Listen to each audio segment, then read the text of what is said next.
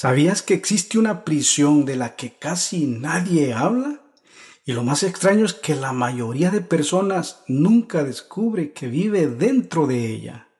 No tiene muros, no tiene rejas, ni siquiera tiene puerta, porque esa prisión está construida con ideas, con recuerdos, con etiquetas y con una historia que poco a poco ni te imaginas cómo terminamos llamando.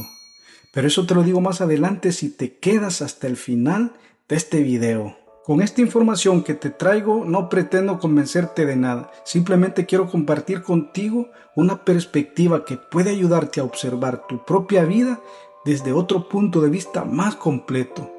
Y hay una pregunta que quiero dejar para el final, una sola, pero si decides responderme con toda honestidad, es muy posible que nunca vuelvas a mirarte de la misma manera. Desde que nacemos empezamos a comprender cómo funciona el mundo. Aprendemos un idioma, aprendemos costumbres, aprendemos lo que está bien y lo que está mal. Aprendemos quiénes deberíamos de ser. Todo eso es necesario para vivir en sociedad. Pero hay algo que casi nunca nos enseñan. También aprendemos a interpretar la realidad y esa interpretación termina convirtiéndose en el filtro con que observamos absolutamente todo. Con el paso de los años fuimos adquiriendo ideas y creencias que casi nunca nos detuvimos a examinar. No porque fuéramos incapaces de hacerlo, sino porque muchas de ellas llegaron mucho antes de que tuviéramos la suficiente madurez para cuestionarlas. Algunas nacieron en nuestra familia, otras nacieron en la escuela, otras en la cultura que tenemos, otras en nuestras propias experiencias. Y hoy también en la actualidad reciben influencia de los medios, de las redes sociales, de los algoritmos y en el entorno en el que vivimos.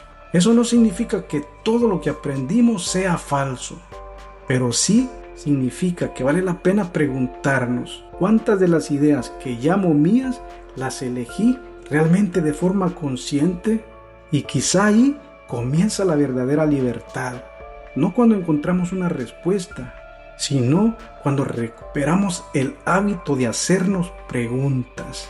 Existe algo curioso acerca de la identidad.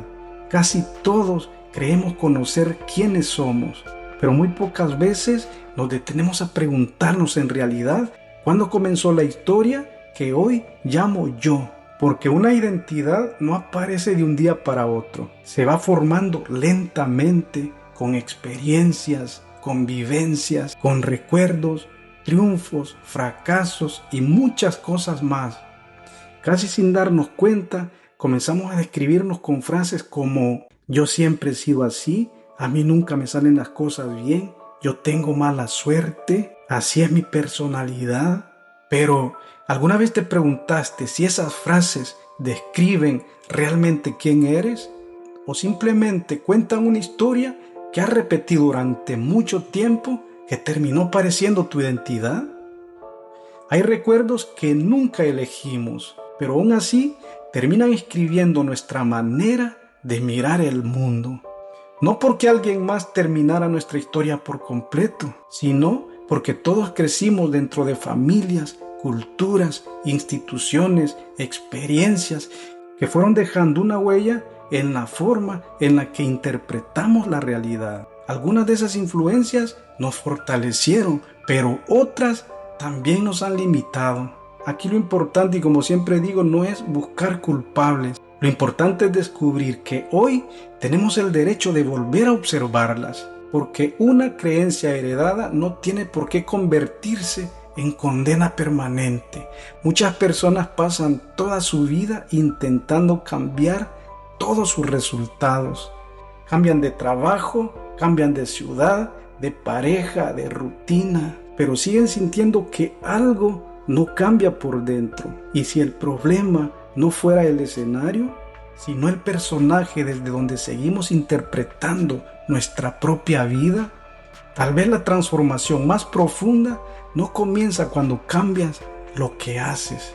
Comienza cuando dejas de identificarte con la versión que nació de ti únicamente de tus miedos y de todas tus experiencias vividas. Tal vez has escuchado hablar alguna vez de los llamados saltos de línea temporal. Algunas personas los entienden desde una mirada espiritual, pero hay otras personas que lo interpretan como una transformación profunda de identidad. Más allá del nombre, hay una idea que me parece muy valiosa, y es cuando dejamos de narrarnos todo desde el pasado, cuando le damos otro significado a todo lo que ya vivimos. Cuando dejamos de repetir todas esas historias que antes nos mantenían atrapados y comenzamos a actuar desde la persona que elegimos construir hoy en el presente, también cambia la manera en que experimentamos la realidad. No tanto porque el universo tenga que obedecernos, claro que no, sino porque el lugar desde el que observamos, decidimos y actuamos ya no es el mismo. Y cuando cambia el observador, muchas veces también cambia el mundo el que empieza a construir. Considero que el despertar no consiste en convertirnos en alguien completamente distinto.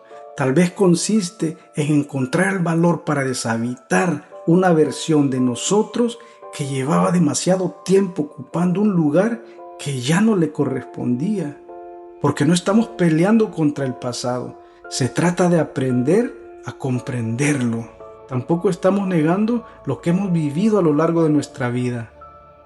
Estamos resignificando la historia para dejar de reaccionar a ella y comenzar por fin a crear desde el presente. Gracias por haber llegado hasta el final de este video. Si te gustó, compártelo, déjame un comentario, déjame tu like y recuerda que estaremos subiendo cada jueves un video como continuación y explicación de todos estos temas que al final nos nutren de alguna manera, que en lo personal me parecen muy importantes de poderlos tocar porque yo sé que mucha gente se puede identificar con todo esto. Así que gracias nuevamente y nos estamos viendo en el próximo video. Chao, chao.